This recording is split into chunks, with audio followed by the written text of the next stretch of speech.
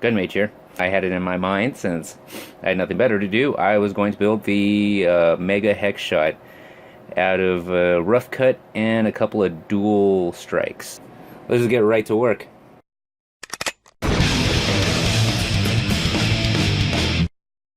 So I've got from the DualStrike, see right here, got this sucker, and basically what we're going to be doing is I'm going to be dremmeling the front end of that thing. It's going to be attached to right there. I'm going to stick two right in front of it. Either I'm going to be cutting the top end right here completely off, just so I can accommodate right there, which actually doesn't look too bad, or something else to that effect. Okay, so I started sanding this sucker with my Dremel, and I just got rid of the rough bumps in there so I can get it as close as possible. And I took that sucker off, all that extra white junk. Let's see, here you go. Took that off. So now just cleaned it up, so now you got a straight way in there. I started shaving off the little guides on the side. You can see right there. Whoops. Right there's getting taken off. There's getting taken off. You see right here. Right there's getting taken off. So this isn't so much as a step-by-step as it is well, you're following me through this adventure. So if you notice, I took off the top right here. It used to, come out. And I found when I was trying to put the mega barrels on there, that's upside down, it would bow about a ½ inch up. So that just had to go. I'm going to be sticking PVC pipe right here, attaching that to the inside. So I figured that's as far as I need to cut. So anyway, I also widened out the front over here, but also, as you notice, I had taken off the front end of there. You can see I just followed the groove. You can see right there. This is just a rough cut. Oh shit, that was unintentional. So as you see that groove right there. I just followed that groove all the way down to the end, and that's where I cut it off right there. So because there is definitely not enough room for two of these suckers to be sitting in here, so I'm just measuring out as I need. Now I've cut two little notches in here in order to better seat these barrels. There we go. Sorry about that. See, so you can see right here, right into that little notch, allows it to seat perfectly. It got a little space right there, but I could always add something. We're going to get, there you go, ½ inch coupler. There you go. I don't know what it is in Brit measurements. We go by freedom units here, so let's see. So I cut it at an angle, and let's just place it right here. Good. Goes like that, and there we go. It's all glued up. I used Loctite instead of DevCon today because I couldn't find any DevCon, so that's that. Alright, so now this, let's back up a little bit.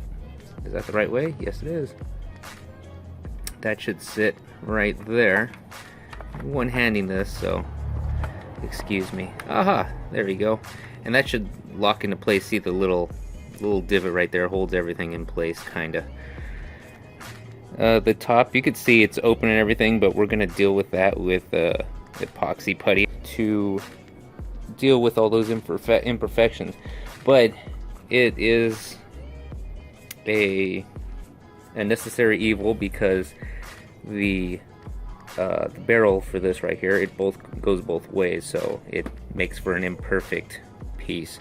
But it should look pretty badass. Should be like a blunderbuss of some sort, some kind of steampunky looking thing. I got that glued into place. I placed that right there. You can see it's slightly off, but we'll hide all that in post. I've got some green stuff right over here, so we're just making some epoxy putty fills, like right down there. I can't really see it too well. Oh, there you go, it's focused. So I puttied that over. You aren't really going to see it at all, because mostly it's going to be, profile, and if I'm lucky, you're going to be seeing this, and that's it. So I got that going over. That's going to be puttied over all nice and neat. I'm going to make it all clean. Well, you see we've got these little extra bits right here, so I'm going to go over it with a really big putty job and make it look like a washer or something, or a coupler. Something like that. Funny because those pieces are couplers themselves. I've finished green stuffing the thing.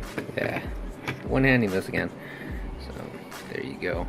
It is a sloppy job, but you're not going to see this because all this is, well, this isn't getting sanded, but I'm going to be adding styrene plastic around the edges, and then I'm going to be sanding all this stuff clear.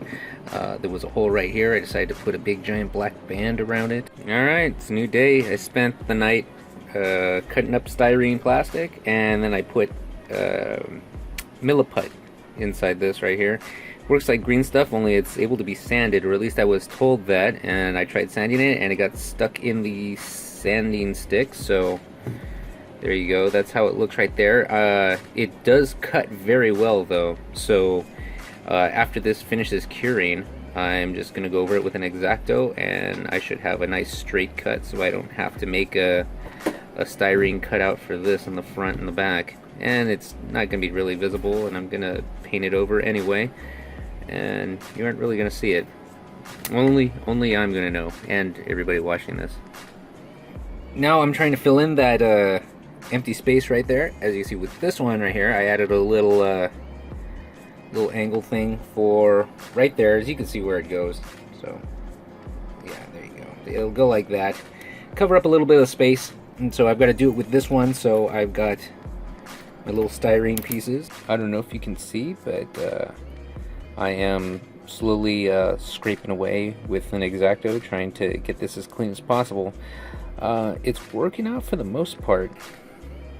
So there you go. You can see dirty on the inside, but it's gonna look beautiful when I get out. That's just covering up holes. So there you go. It's just covering up the internals a little bit, and I'm gonna go over with milliput on the inside right there, so that everything looks clean, gonna be shaved, and it'll give a better finish once I'm done with it. Alright, look at this garbage tier workmanship. So you see that's all the putty right there. I've already gone over to try and make it as straight as possible, whatnot. Anyway, see, I just glued a bunch of stuff. It forms a little curve so that it can fit over the tube. You can see there's a little edge there for the coupling that I cut. And this is just to cover the dead space. That space will be okay because the tubing is going to be going through there.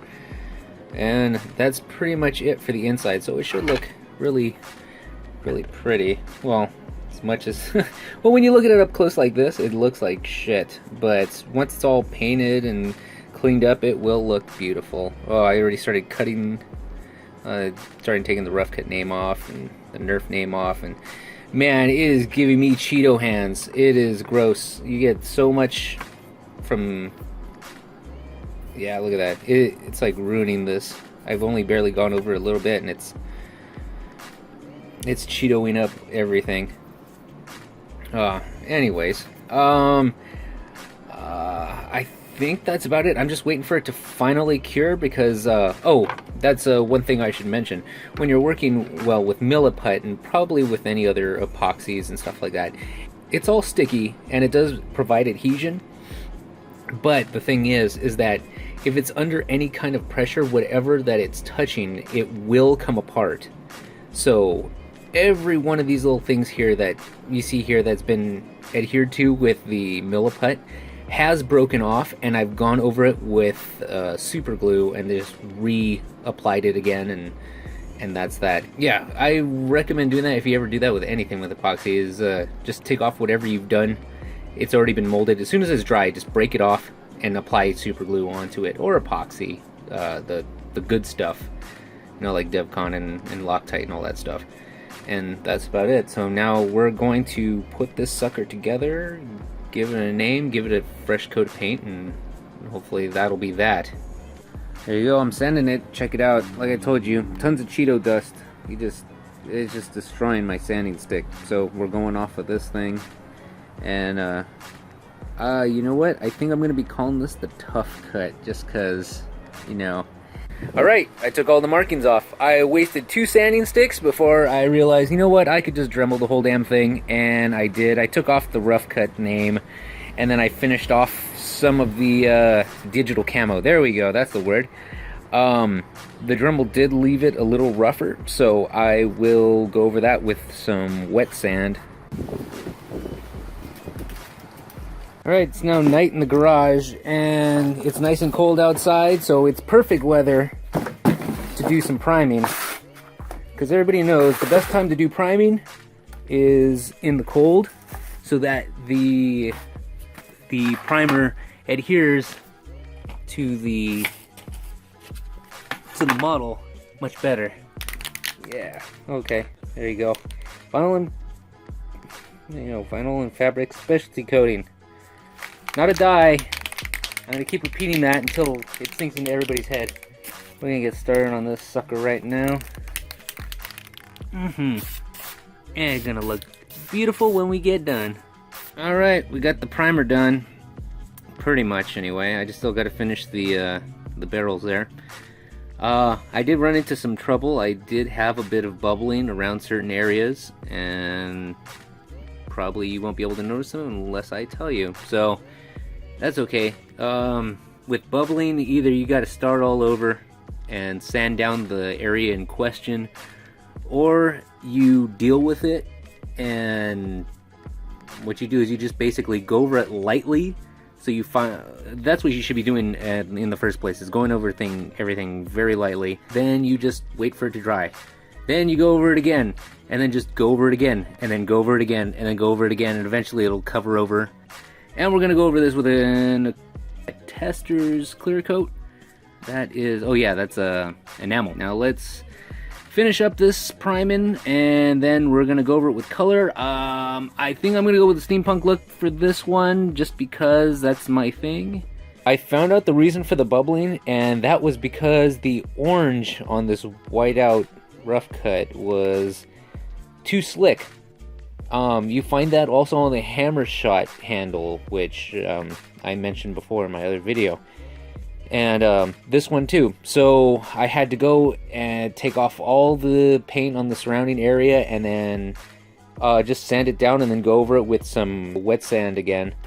I scraped it all off, then sanded it down with some, I think it was 600, then I went with 1000 wet, and then went over it again. And I'm going to go over it a couple more times, just to make sure that you can't see where it is, even though you probably can't even tell where I put it on this blaster. Alright, found some blue tape. Look at that tape job. Kings will speak of this. The handle, I don't know, I'm probably going to go over it with some copper right here, and probably go over this with silver. And then, I don't know what I'm going to do for right here. I'm probably going to put a little gear in there just for shits and giggles. Oh yeah. Look at that. Ooh, that looks sexy. Got the copper on both sides, and then I'm going to go over this right here with... Oh, sorry, I got steel on both sides, and then I'm going to go with copper with this right here. It's going to be the same shiny copper that you can see right there. I don't want to see too much before I get the final product. Ba-ba-ba-bum! Whoosh. There we go. That's our baby right there. I think I will set it right down there. Check that sucker out. Looks beautiful. God. Finally all done. I added a little gear I had. Well, I had plenty of gears sitting around there. That's my little thing there. Naturally, the little grip there does scrape against the plastic, and it is already wearing against it. You might not be able to see it. You may actually be able to see it, but either way, I don't really care. I'm going to be using this, and I think the wear will actually look nice on it because it is coated black, so it will have that little cool wear on it. Anyway, now I'm going to attempt to fire this thing. I am doing this one-handed because I'm on my stupid phone for this thing, so bear with me. Oh, I could do it like in the movies. There you go.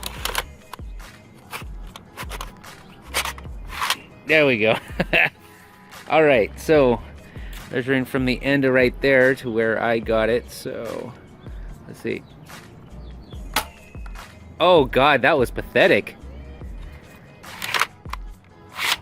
There. come on, baby. Do something for me. I shot farther last time. Oh, geez.